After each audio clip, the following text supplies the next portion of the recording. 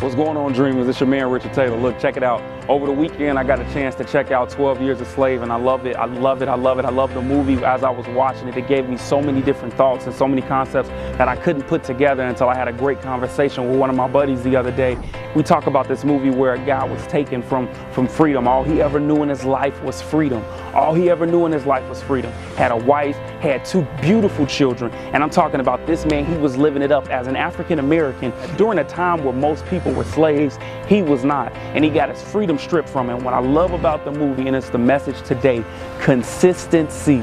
Your consistency. I love it. This guy, he spent 12 years as a slave, and even during that time of slavery, even though he was physically somebody else's slave, even though he was beaten, even though he was whipped and lashed, even though he was treated like crap and treated like garbage, even though he had to go out and slave every day for somebody else to make their business profit, to make their life profit, to make their life grow, in his mind, mentally, he never ever saw himself as a slave. Hear what I'm saying, guys. You have to get to a point in life when things happen, when you might lose your way from time to time. You might feel like you can't get back up. You might feel like you can't do, but what you have to understand is that you have to have a mentality that even though I'm in this place physically, mentally, I'm not. And that's exactly what the man did in the movie, and I love it.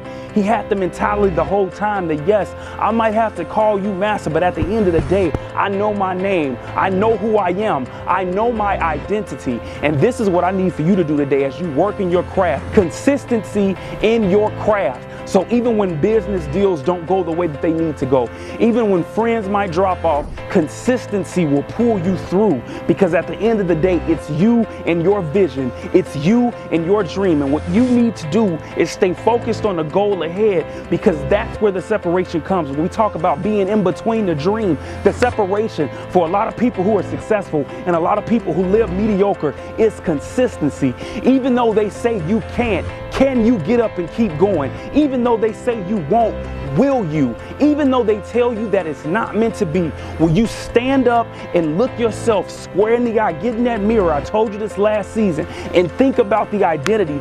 You know who you are. Nobody else's words determines me. Nobody else's words affect me. Nobody else's thoughts of me mean anything, because I know who I am.